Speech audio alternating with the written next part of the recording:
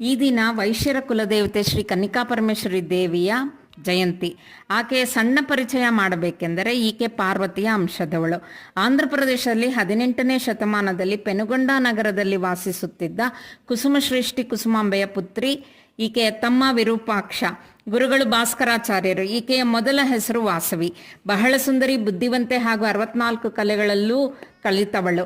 ಈಕೆಯ ಸೌಂದರ್ಯದ ಬಗ್ಗೆ ತಿಳಿದ ವಿಷ್ಣುವರ್ಧನ ಮಹಾರಾಜ ಮದುವೆ ಮಾಡಿಕೊಳ್ಳಲು ಪ್ರಯತ್ನಿಸಿದಾಗ ಇದಕ್ಕೆ ಇಷ್ಟವಿಲ್ಲದ ಕುಸುಮಶ್ರೇಷ್ಠಿ ತಮ್ಮ ಗೋತ್ರದವರನ್ನು ಸಭೆ ಸೇರಿಸಿ ವಿಷಯ ತಿಳಿಸಿದಾಗ ವಾಸವಿಗೆ ಇಷ್ಟವಿಲ್ಲದೆ ಪ್ರತಿಭಟಿಸಿದಳು. ವಿಷ್ಣುವರ್ಧನ ಬಲವಂತದ ಮದುವೆಗೆ ಪ್ರಯತ್ನ ಪಟ್ಟಾಗ ವಾಸವಿಗೆ ಬೆಂಬಲವಾಗಿ 108 ಗೋತ್ರದವರು ಆಕೆಯೊಂದಿಗೆ ಅಗ್ನಿ ಪ್ರವೇಶ ಮಾಡಿದರು. ಇದು ಗೊತ್ತಿಲ್ಲದ ವಿಷ್ಣುವರ್ಧನ ಮಹಾರಾಜ ಕುಸುಮಶ್ರೇಷ್ಠಿ ಪಟ್ಟಣದ ಮೇಲೆ ದಾಳಿ ಮಾಡಿದಾಗ ಪಾರ್ವತಿಯ ಅಂಶದವಳಾದ ವಾಸವಿ ಕನ್ನಿಕಾ ಪರಮೇಶ್ವರಿಯಾಗಿ ವಿಷ್ಣುವರ್ಧನನ್ನು ಆತನ ಸೈನ್ಯವನ್ನು ಸಂಹಾರ ಮಾಡಿ ಆರ್ಯವೈಶ್ಯ ಕುಲಕ್ಕೆ ದೇವತೆಯಾದಳು.